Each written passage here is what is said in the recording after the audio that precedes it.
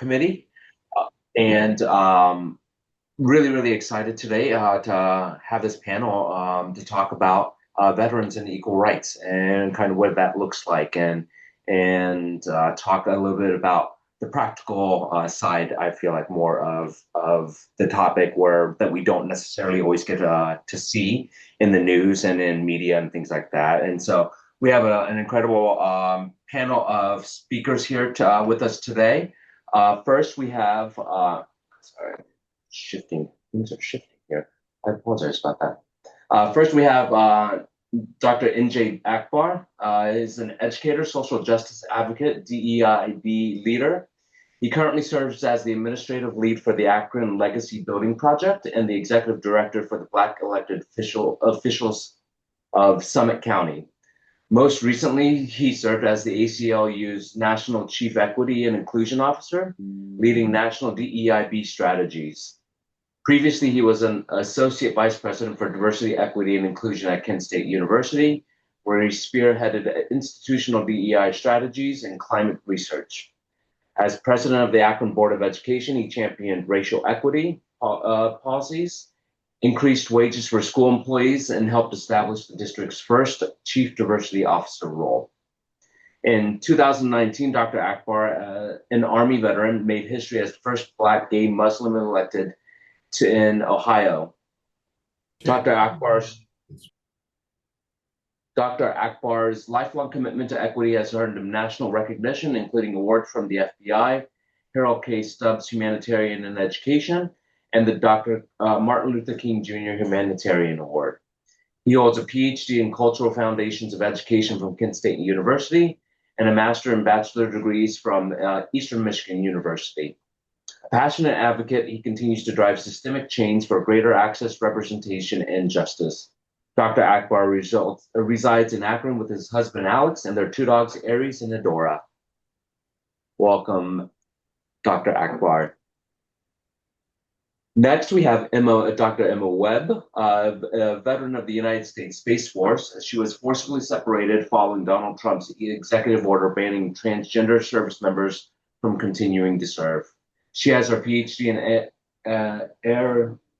aeronautical engineering, spent 10 years on active duty prior to separation. Emma worked in the launch industry, the intelligence community, and researched emerging technologies in space and atmospheric re-entry. She's currently a stay-at-home mom and part-time activist while waiting for admissions decisions on new educational opportunity. I'm sorry, was that astronautical, Emma? I want to make sure I correct that because I think I got That's that right. wrong. The degrees in astronautical engineering. Okay, perfect. I apologize for getting that wrong there. No worries. Well, welcome to the panel here. And then last we have Ian Axel-Ninist, who's a pharmacy supervisor at Bethesda North Hospital here in Cincinnati, Ohio. Logistics director for the Ohio Equal Rights. Born and raised just outside Columbus, Ian has spent their life committed to service, community, and the values that make Ohio strong. After briefly attending the Ohio State University, Ian left to enter the workforce directly, enlisting in the United States Marine Corps Infantry Reserve, where he served for a decade out of Rickenbacker Baker Air Force Base, contributing to Toys for Tots and conducting funeral honors around the state. In 2016, while still enlisted, Ian transitioned into healthcare and worked as a pharmacy technician while remaining in the Marine Reserves. Ian left the U.S. Marines as a sergeant during the COVID pandemic to focus on hospital inpatient pharmacy, where he worked his way up through the frontline roles to become a pharmacy supervisor at TriHealth in Cincinnati in 2024. As logistics director for Ohio Equal Rights, Ian brings a boots-on-the-ground approach to civic engagement by ensuring that every volunteer, every petition, and every county effort is coordinated with precision and purpose. Ian resides in Cincinnati with two dogs, Fred and Shaggy, and two cats. You didn't practice the names. I did not. Belothamog and Nyarlathotep. Thank you. I don't know, even with a bunch of practice, if I would have been able to get there or not. So I appreciate that. So yeah, absolutely. Welcome everybody to the panel. Thank you so much for being here, and for all the guests in the audience, thank you so much for being here as well as we dive in. To start off with, for the opening question, I think this is kind of addressed to everybody. So whoever wants to kick off here after I read here, it says, "How's your status as a veteran shaped your journey and your advocacy?"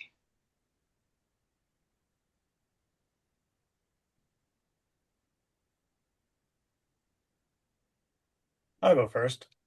So, as I mentioned, I've been in the Marine Corps Reserves for pretty much the entire my entire decade in the Marine Corps, which was based in Ohio. Because of that, I got to do funeral honors all over the state and got to see different parts of the state, get to meet a lot of different people around there, and just get to know this place that is my home.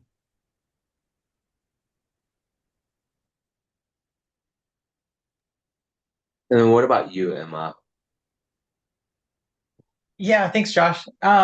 I would say that I was kind of forced into a more direct veteran advocacy role because of how I was separated from the military. I was still planning for a very long Space Force career.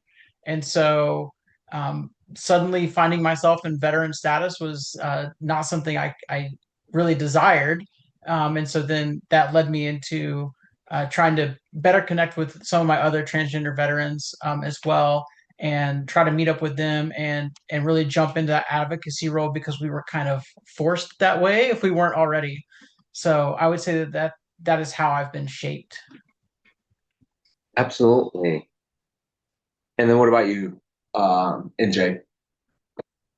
Yes. Well, I think the biggest thing for me is the way in which I look at leadership has really driven me with my advocacy. So in the military, but well, actually, when I first was in JROTC and then ROTC and then going into the military, one of the things that I was drilled in that leadership is you're responsible for everything that happens and what fails to happen, and it's the art of influencing people to do things that they don't want to do but they need to do.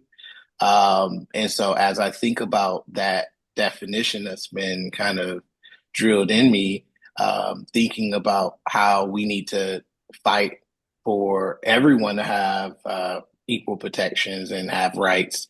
Um, Sometimes that means we need to find ways to convince people and persuade people that something that seems like a basic idea to me, that we all should be backing it. And so it has really um, helped me think things through from a less emotional standpoint and more so from a humanistic, and this is what leadership is.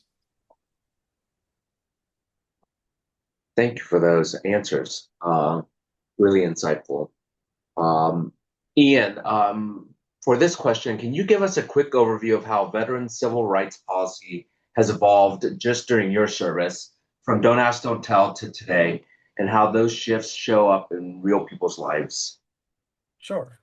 So, just to give a quick framework, I enlisted in 2009 and served pretty much up until 2020 during the COVID pandemic, during which there was a lot of just uh, changes in general, both to policy as well as like demographics. And a lot of that kind of started with like Operation Enduring Freedom or like Operation Iraqi Freedom, just because there were suddenly a lot more veterans. And as there's a lot more veterans, veterans need care, support, and all of that stuff, especially as we get out. And from when I joined during Don't Ask, Don't Tell. And in 2010, I got to watch it be repealed. And both the advantages to that, as well as the sort of backlash to it, as it sort of found a way to even out, as some veterans were still like not on board, but gradually, as more veterans were able to be out in that respect, they became known, respected, and then just welcomed as another part of the military. That changed again in like 2015 when Supreme Court legalized gay marriage on a federal level, which once again, marriage tends to be a big part of the military. It's the unit that moves like around the country to different bases overseas, and opening that up for same-sex marriage meant that there were a lot more ways to both be open about it, but also be seen in that respect. And just in my own experience of like spending it primarily in the reserves with um, just a couple stints of active duty, I got to deal with a lot of situations where like reservists in, for my case, Marines, but still affected like Army, National Guard, of you essentially still need a full-time job somewhere else. And whatever this other job you're doing, sometimes you have to not show up for work to go on orders for other stuff. And one of the big things that came about because of that is what's called the ESGR, Employee Supportive Guard and Reserves, and the USERA law, which basically gave a tool to for veterans to it's essentially the same rules as discrimination, where you essentially telling employers you can't fire your employees because they have to go like serve in the military. And one of the things to keep in mind with all of these things is that the reason there's an enforcement agency is because even though it's illegal, these things happen. And there is no deterrence without assurance, something that can show up in other aspects of military doctrine, but it applies the same to veteran civil rights. We Something can be illegal or something can be established, but it also needs an aspect to enforce it, which we're seeing a lot in rollbacks of like VA policies, anti-discrimination language taken out. Essentially, these existed to enforce that aspects and like this discrimination is illegal, and the reason that these enforcement exists is because people keep violating it. So as this enforcement goes away, we are starting to see more instances of this discrimination coming back in small, which, which currently still in small instances, though that can snowball very quickly.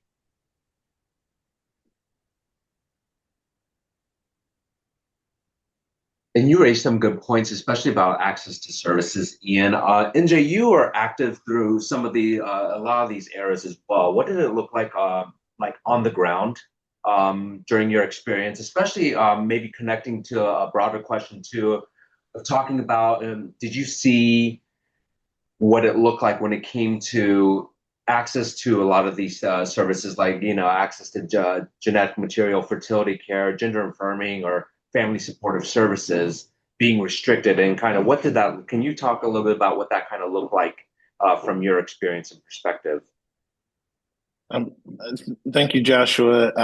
Yes, so first I joined the Army right after 9/11. So in my um, senior year in ROTC, actually, class, we witnessed the towers coming down, and that was a formidable period in my life. And so I joined the Army at age 17, right after that. And that was during the heart of Don't Ask, Don't Tell. And so, as you heard from my bio, I'm a Black gay Muslim. And the first thing I want everyone to understand is most veterans also have some other intersectionality identity that may be marginalized. And so, a lot of times when we have these discussions about veterans, we don't really recognize that intersectionality. So I wanted to make sure that I put that out there from the very beginning. But I was actually harassed by my sergeant because I was gay. And this was around the time I just really came out to my friends. So I wasn't like out.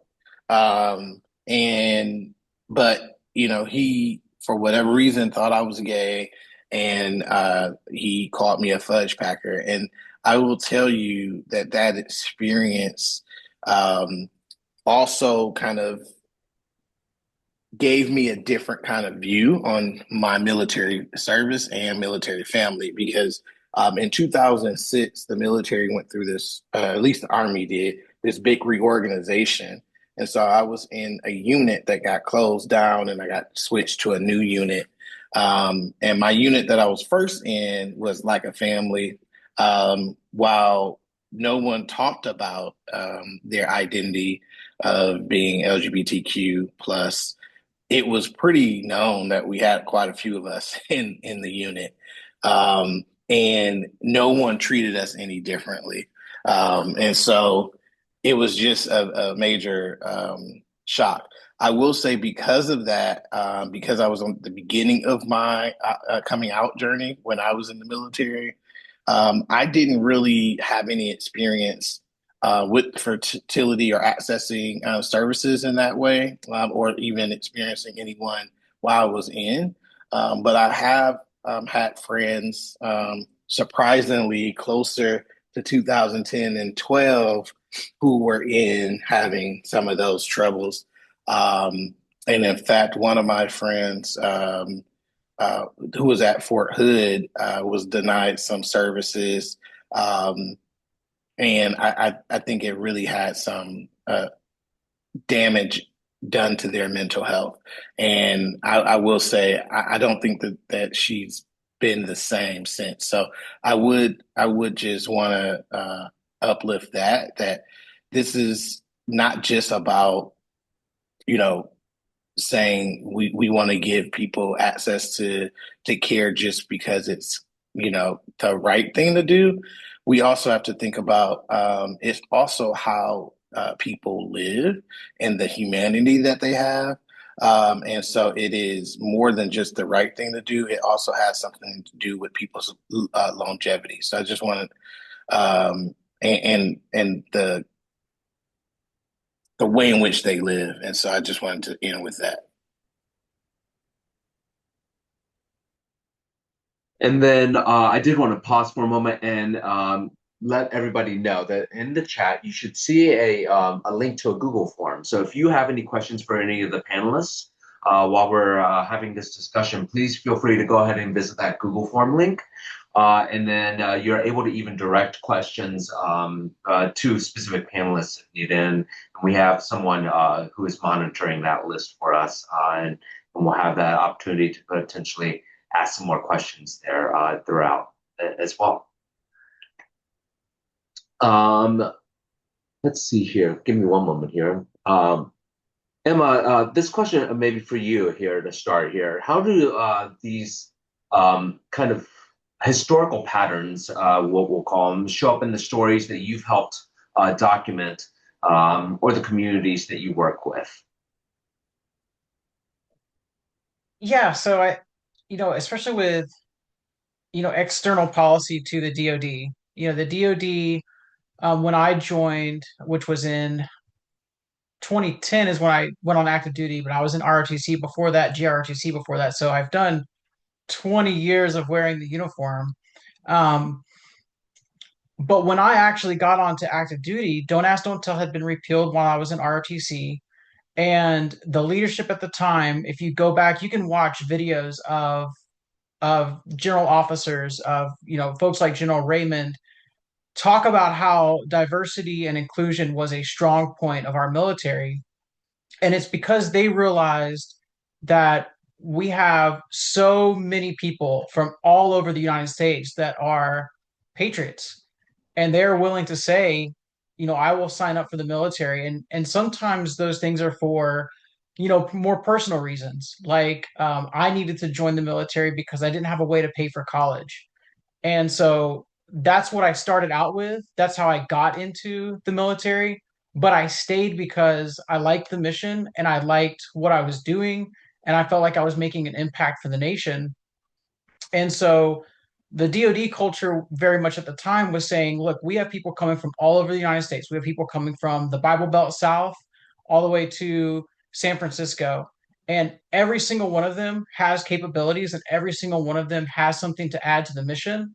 And at the end of the day, we need to put warheads on foreheads. And that's okay. That's what our job is. It is to protect the nation. Um, so as that kind of started to get ripped apart, that conversation started to get ripped as I went through my military career, especially in the trans community.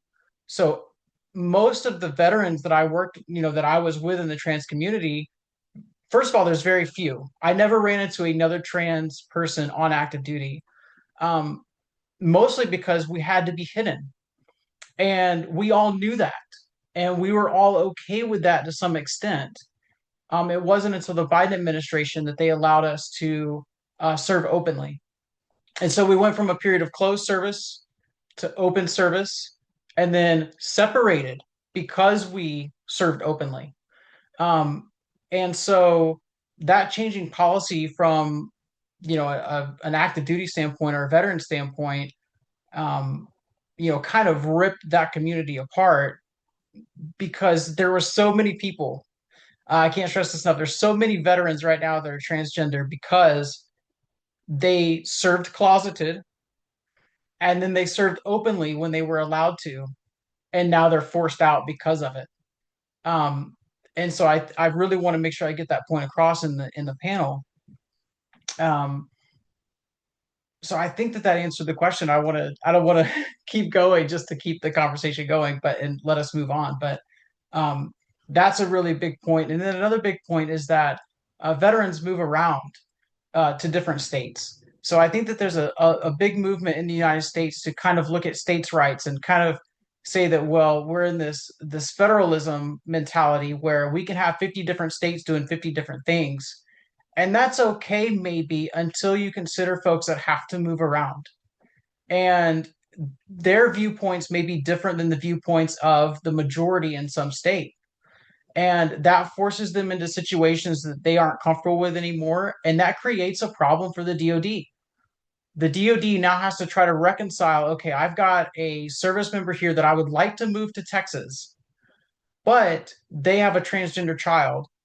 And that puts their family into a significant amount of distress to move them. I'm not going to be able to rely on that service member if they're having to deal with that distress. Um, so that's why the federal government has always had kind of a separated policy from the states. Even when abortion bans were going into place, the VA and the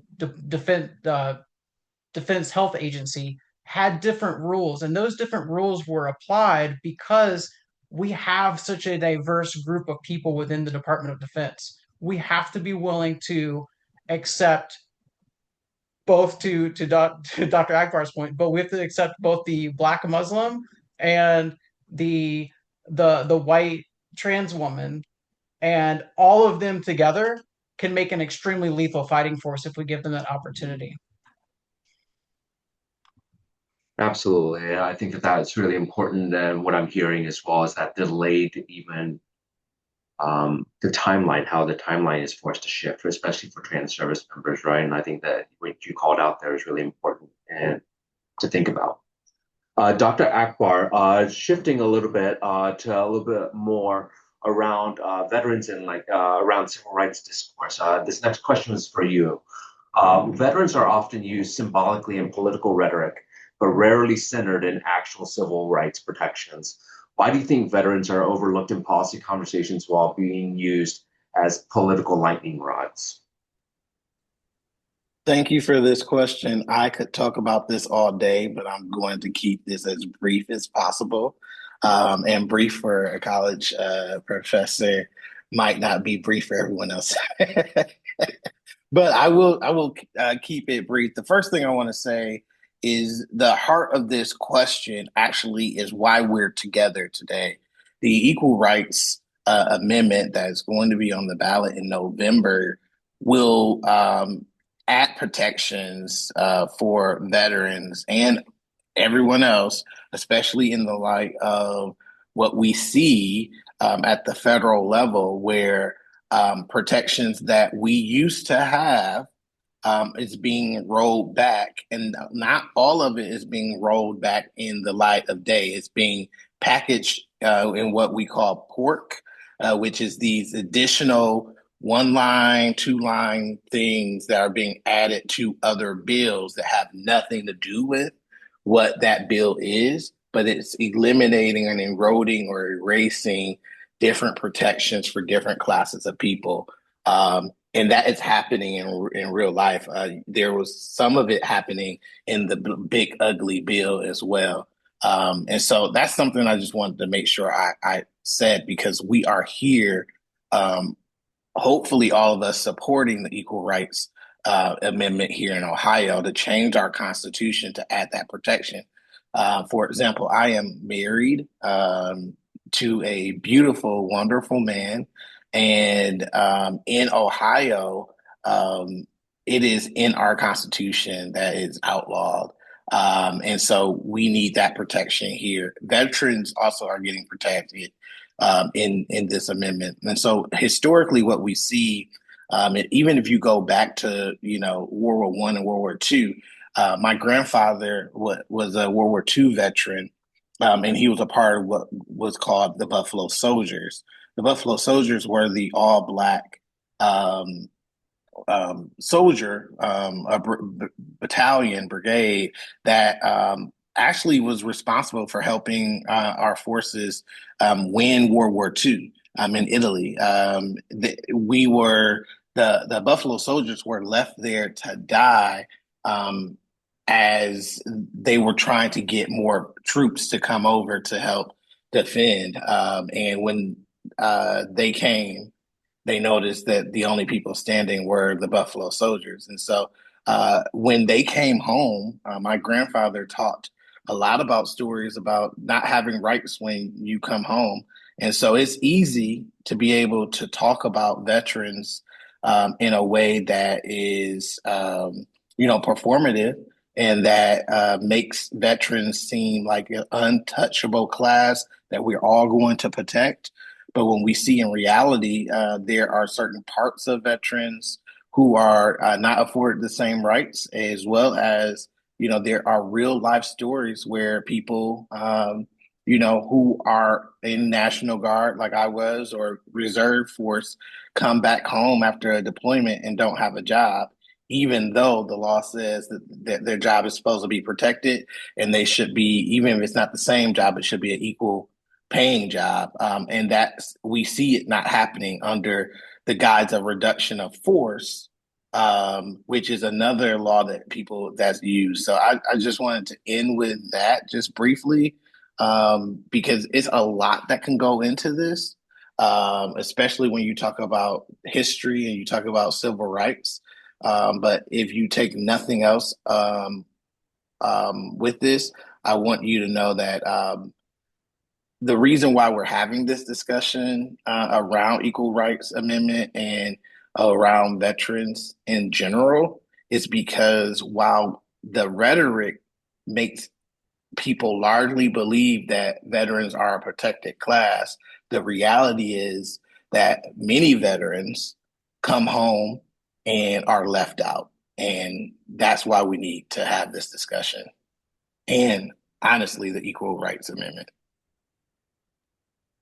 You make a lot of really great points there, and I especially love when you were talking before. You talked about the having a humanistic, like focus, right? And you talked just now about how there's a lot of performative action around policies that seem right good on paper, but effectively and logistically, right, and practically don't really have that positive impact that the paper says it should, right? And so, a question maybe that I would want to open up to anybody that would be wants to answer here is how do you feel like some of these policies that are discriminatory, either explicitly or indirectly, uniquely affecting veterans who are trying to navigate federal, state, and local systems? I mean, you talked about before about like the perspective of service members and where to locate them, in necessary spots, but often have to be considered within the context of where they want to deploy them, right? And so, who does anybody want to talk to about, how what the practical impacts are when the words don't align with the actions? Yeah, Emily, go ahead. Yeah, so I don't know how many folks know this, but a lot of times states will pass laws that are good for them and it works out well for them. One of the things is like professional certifications. those have always been and have historically always been something that's controlled by the state. Things like nurses, lawyers. I mean, there's so many, even things like educators, school board educators. All of these things come with certain state certifications, and it usually affects a service member's spouse more than the service member directly. The service member will have to move approximately every 4 years. And so, states that don't consider those kinds of things, I mean, the military, I cannot tell you, I literally could not, stress enough how much time leadership, especially like base commanders and those kinds of folks, how much time they have to devote to trying to change or amend local state laws to try to better accommodate the massive amount of military service members that they're getting and the issues associated with those types of certifications, um, your child's school and your child's school board and all those kinds of things, your school registration requirements and deadlines. Those are great on a local level and they're needed on a local level. And if local and state municipalities and legislatures don't consider military service members in those laws, they're going to inadvertently discriminate against them. You'll have situations where folks need to move in the middle of the school year and they can't get their child into school, or they can't get their child into a certain school because that certain school had, a large waiting list or something. And so these kinds of things affect veterans and service members all the time. And that's why a state protection in our Constitution would be so important, because these laws come up all the time and they're constantly refreshed. And it would give service members an avenue to say, look, I'm not trying to sue you, but in this particular case, you didn't consider military service members. Perhaps we should. And according to the Constitution, you should have, when you created this document. So it also gives state level advocacy groups the opportunity to lobby against certain legislation that would adversely affect them before it becomes law. And so that's why I think this constitutional amendment, specifically for military veterans, would help them out significantly, and why it needs to be called out specifically in this amendment. Thank you for that and sharing for that, especially from the statewide kind of perspectives there. Yeah, Ian, you have more that you want to add? Generally, yes. This is where a lot of just my full-time profession, like in healthcare, specifically pharmacy, I get to see a lot more ways and variations of state laws and how they can affect people, and often in some very big ways. Uh, Often around like controlled substances. Um, Interestingly enough, about Ohio, we're actually a little bit laxer about certain drugs, such as like gabapentin, or as is often known, Neurontin, is not considered a controlled substance and is used for pain, specifically nerve pain, which, as someone could imagine, veterans end up with a fair bit of. It's just in every single state around Ohio, is considered a controlled substance and goes in line with additional laws, as well as just talking about, okay, can you just travel with this? Is this like sufficient paperwork to have it? Do you have too much to be in violation of laws?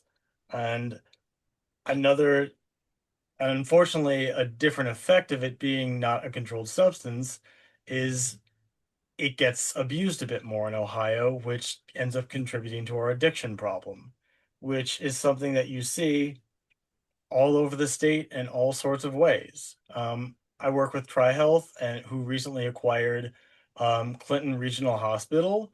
And as we looked at essentially medications to focus on carry, like a big focus on what it was needed was medications for addiction, like recovery and treatment.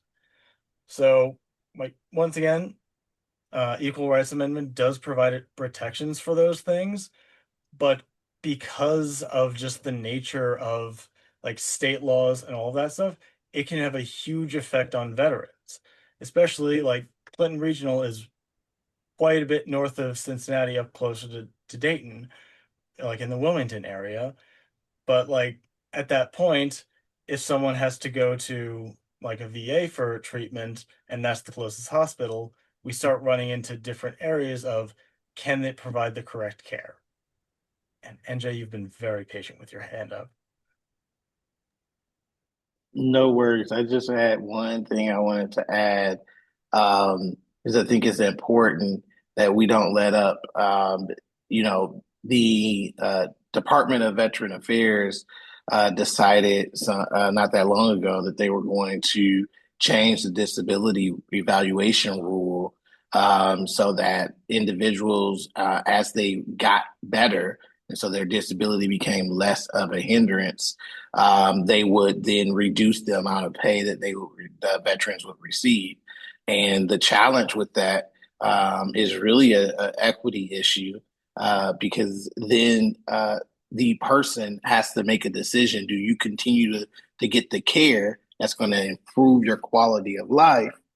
Or do you also decide not to get that care so that you can have some type of financial stability and be able to provide for your family?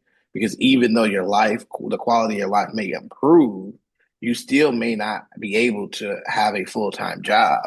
Um, and so that's something that I wanted to make sure that I brought up that, what they end up doing is even though they say, oh, we're going to pull back on this, what they end up doing is they decide to flood the zone with all of these different other things that distract us, and then they put these type of harmful rules in the cloak of night, and it hurt people, and you then have to make decisions that no person should have to make in order to continue to live and have a high quality of life. Thank you for this. Yes, Emma. Sorry, I almost missed you there. No, it's good. On that same point, there is also legislation that's being passed. It's already been passed by the House, by the state House. It's going towards the Senate, and it is a rule that is trying to ban certain types of medication from being prescribed via telemedicine. And I am not sure how that would affect the VA's operation, but the VA does have a huge telemedicine market. And part of the reason for that is because VA hospitals can be very dispersed. A lot of times they're in the bigger cities, but veterans tend to live in very rural areas. And so telemedicine has been a way that the VA has tried to connect with service members. And so this is a direct state law that would impact a lot of people, to be specific.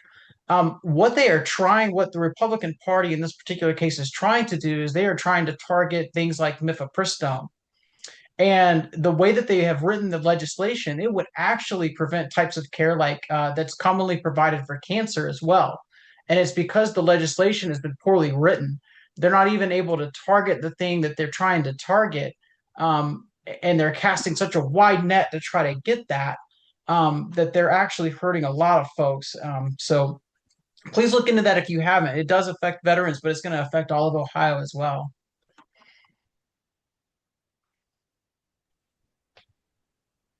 Which definitely just feeds into like both with addiction, it also comes with disability. How able, like if VAs are not very close and they aren't able to do telehealth, they have to find travel. Also the question of like what can the VA provide and what do they have to go to like outside providers for? And the VA has recently been pushing for like an expansion of voucher systems, which can be good for that respect.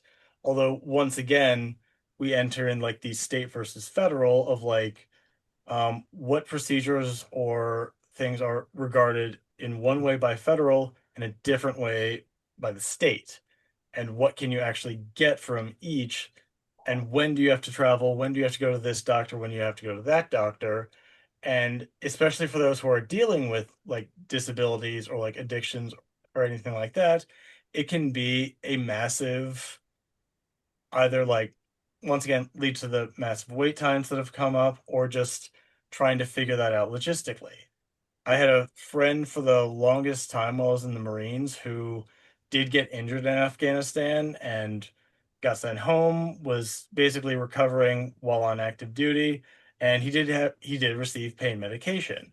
And he received it so consistently that he did end up getting addicted. And it ended up getting so bad that he basically went towards like our commanding officer just in his office and had to tell him like, "Hey, I'm addicted to cocaine. I need help." Which, once again, the answer is great. We'll get you clean, but we're also kicking you out. And that's just the reality that a lot of veterans had to deal with. They got injured, they got addicted, and they still get care, but now you have to figure out how. You have to figure out like, do you even get VA care? That's something that a lot of reservists and even active duty members sometimes have issues with.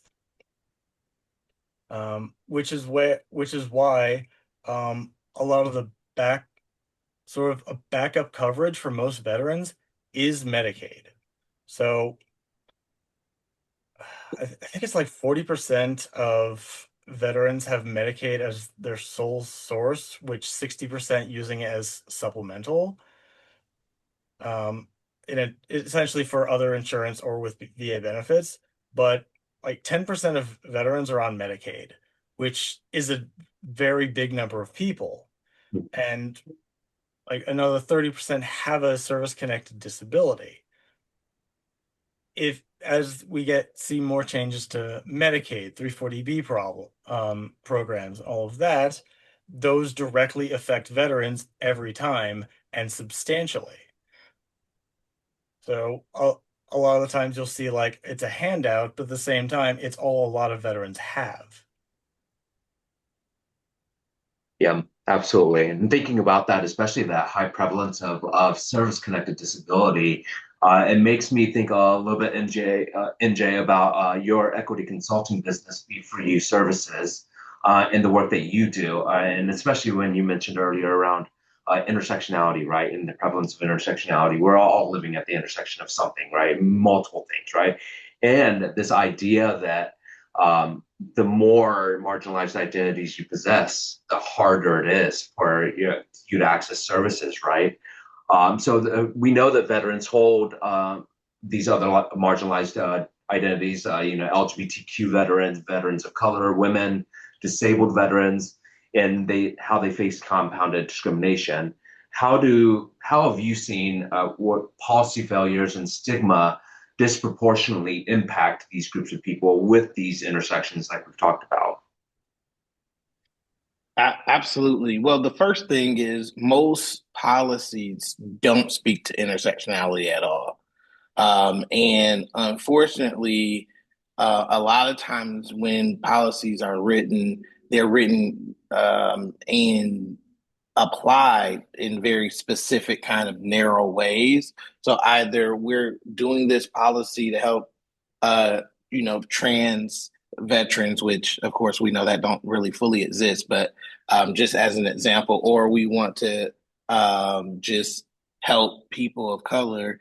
And then you really forget like you said, the compounding effect when you have multiple, identities that are marginalized. One of the things I put in the chat after hearing Ian talk so eloquently is, a lot of veterans, have some type of disability.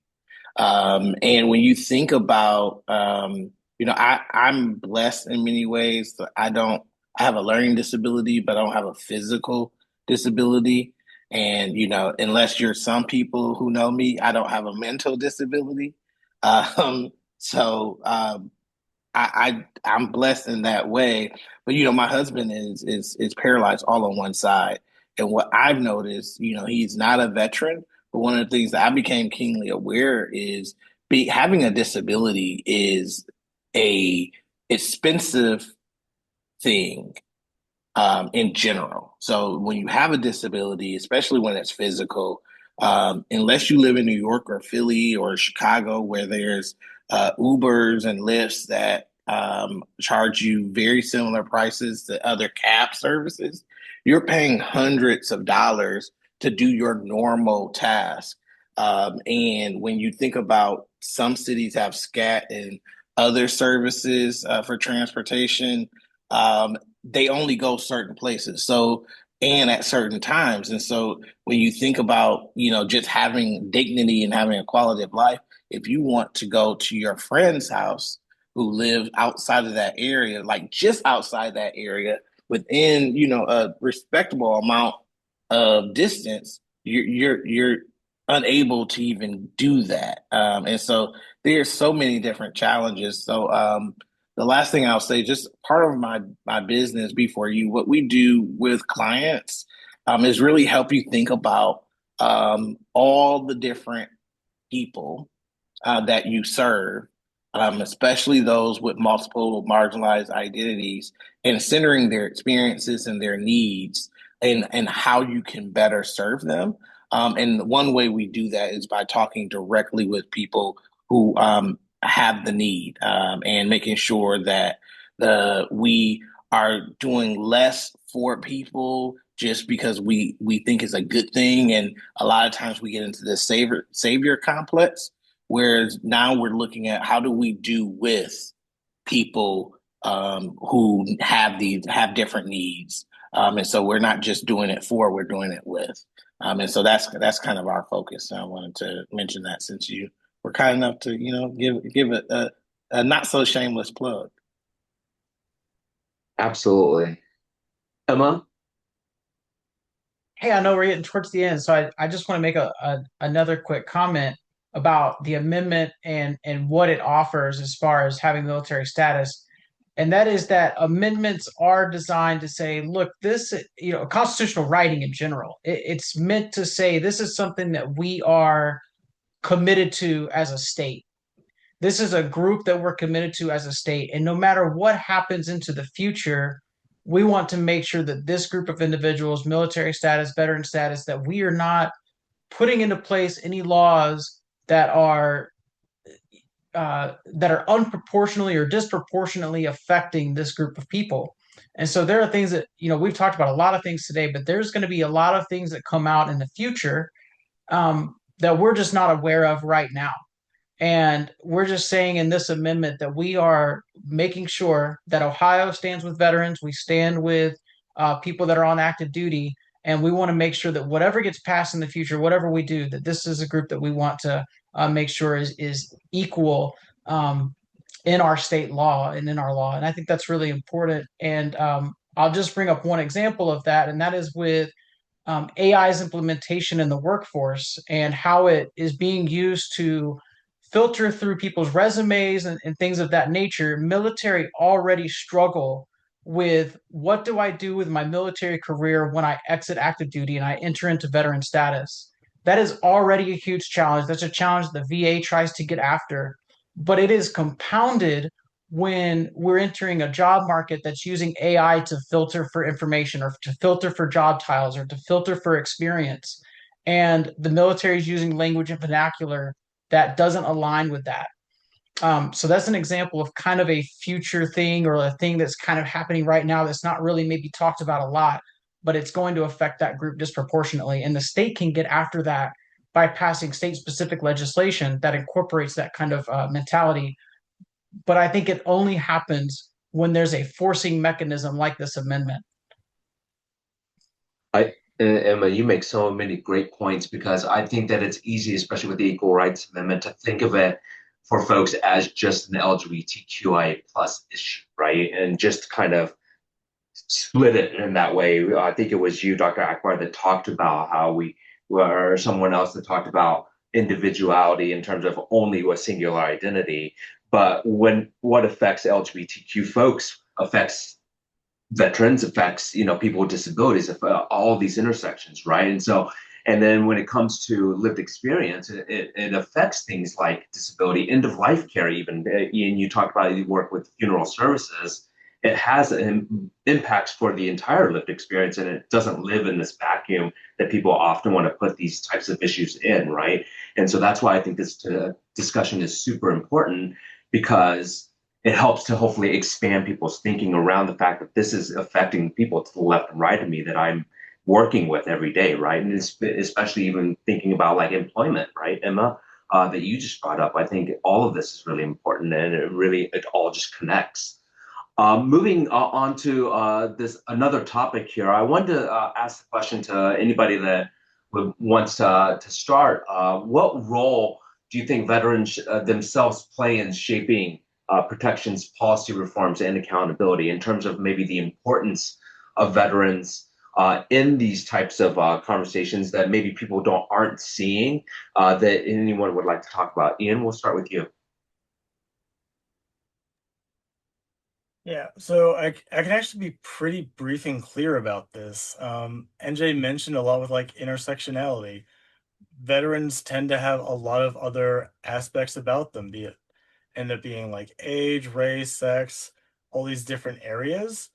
And we've sort of been trained in certain ways of thinking and approaching things to succeed and looking at stuff in a manner of like, okay, here we are, here's where we want to be, what steps do we need to take? And it can be very important and often supported for veterans to take the lead in these senses. Ohio has an Ohio Veterans Hall of Fame where the individuals who get inducted into it, they are veterans, but most of their resumes are things that they did within their community, ways they supported those around them, organizations that they've um, helped form. And one of the best ways just to do veteran-led advocacy is storytelling. There are great examples of even I can think of a graphic novel called The White Donkey, which is was made by a Marine who served in Afghanistan. And it's just, once again, it's a graphic novel made from like a web comic in which he told the story of what it feels like to have survivor's guilt and like what it means to like lose some of the people who are most important to you. And so that's often the best place for veterans to be is in their community. There's often a question of like, do we start at like the state level or the national level? And one of the ways you build these networks and like this support is from the ground up.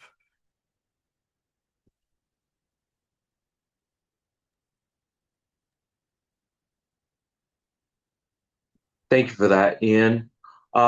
Something that I want to maybe do, we've talked a lot about maybe the shortcomings, right? And there's not, I think, a drought of shortcomings of the ways that we could be doing better. But what I wanted to do is maybe refocus a little bit and turn and talk about some ways that um, someone in the audience asked this question in a really good way. What are some ways that you see veterans' rights being expanded or contracted within Ohio specifically? And do you see that change more effective at the local, state level, or do you feel like nationally it's actually looking a little bit better in practice? Emma, we'll start with you. Yeah, I think this goes back to a point I made earlier about we don't want, we certainly don't want Ohio being one of those places that military veterans dread going to. I live right next to Wright-Patterson Air Force Base. It encompasses this entire district. It encompasses a lot of what's going on here. We also have contractors all over the state that work with the military, and it's really a huge industrial base within Ohio. And what we don't want to do is we don't want to be one of those states that every time a military commander sees Wright Patterson come up on their service members list, they go, okay, is this somebody that's going to have a problem going to Wright Patterson because of laws that are being passed within Ohio that make veterans' lives more difficult? Whether that's from school, from certifications, from spousal support, schools, children's support. It could be in a lot of different ways, but that's what we don't want. And I do think that Ohio is headed in that direction.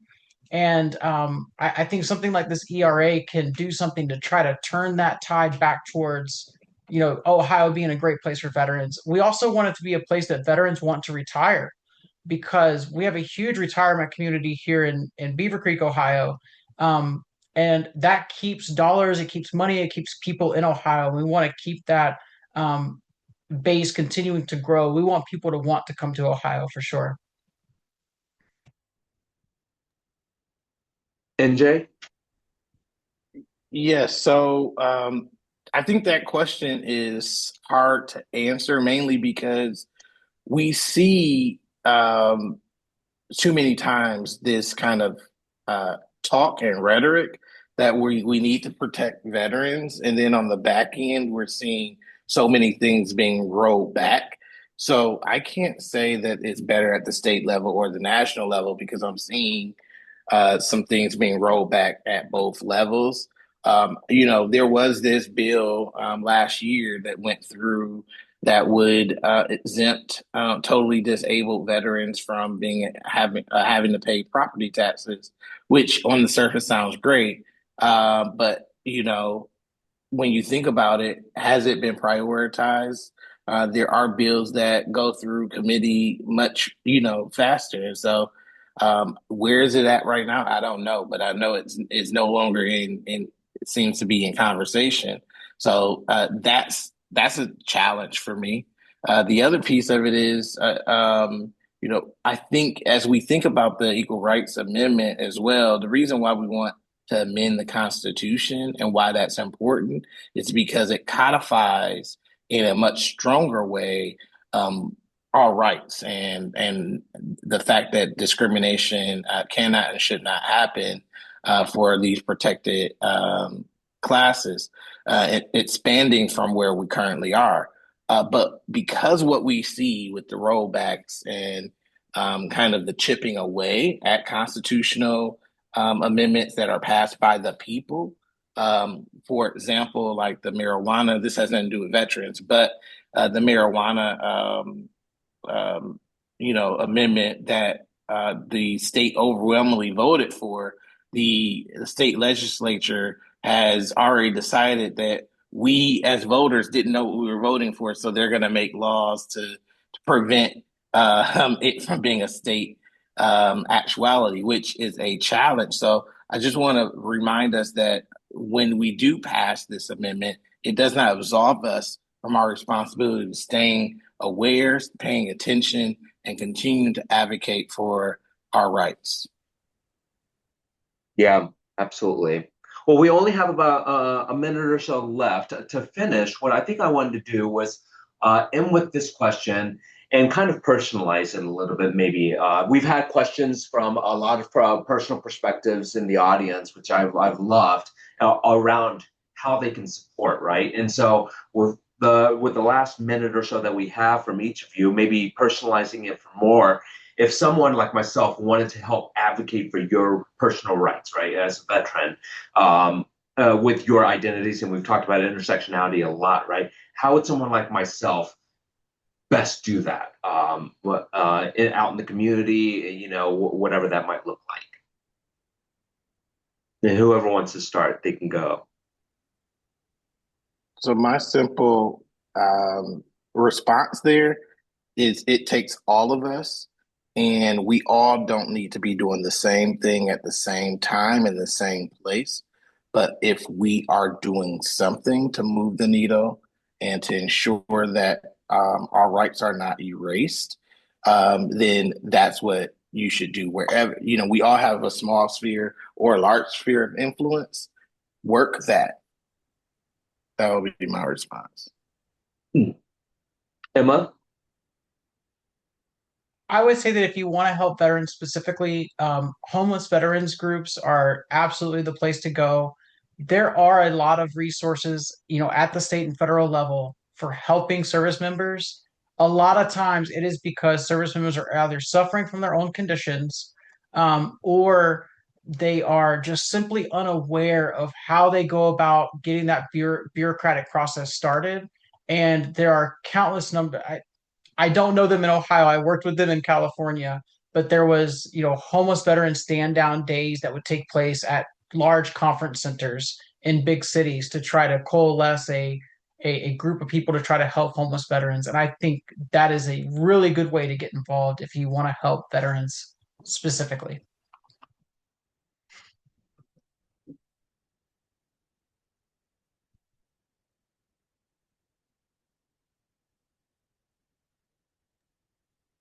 I think Josh is frozen. He might be. Um, I can answer that as well.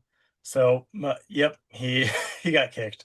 Okay, so We're on for our me, own now, panel. yeah, we can do this. We're fine. Um, It'll be dangerous. so for me, all I can say is it is very easy to get overwhelmed. It is very easy to see all of the problems of the world and feel that they are far too big for any one person or group to like solve. And one of the things to accept is that is the case. What you want to focus on is what's one thing you can do. Like it can be small, it can be big. It's like, as NJ said, any little thing to move the needle. What's one thing I can do? What's one thing I can control? Who's one person I can help today? Because that there is too much, the world needs way more good than we can ever provide, but it can use every little drop that we can. Um, All right. Um, sorry, I just got a message from Joshua. Hi, everyone. I'm Liz. I've been running tech. So I'm just stepping in for Joshua since his internet went out. Um, we are getting to the end of our hour. And um, I think Ian, you really wrapped up that last question beautifully. Is there anything else that the three of you would like to share with folks? And I know there was some specific questions that we had gotten, that for the audience before our panelists share finally. I know there were a few people who submitted questions, and we didn't specifically say, hey, we're answering this question from the audience right now. So if you didn't feel like the specifics of your question were um, like fully answered, please feel free to send us an email and we can get you a response um, from our panelists afterwards. We just want to make sure that we're respecting their time and everyone's time on the call. Um, and with that, yeah, Emma, NJ, Ian, any last thoughts before we head out?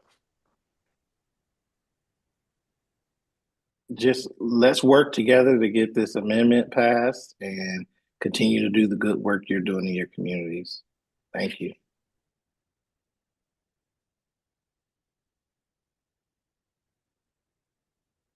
I second.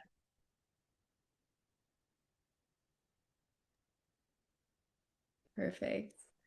All right. Well, thank you, panelists, so much for being here. It was wonderful to hear from you all. Thank you for sharing your stories and your perspective and your insights. Um, Again, if anyone has lingering questions or things that pop into your head later as you are mulling over for the rest of the day what you've heard here, please let us know.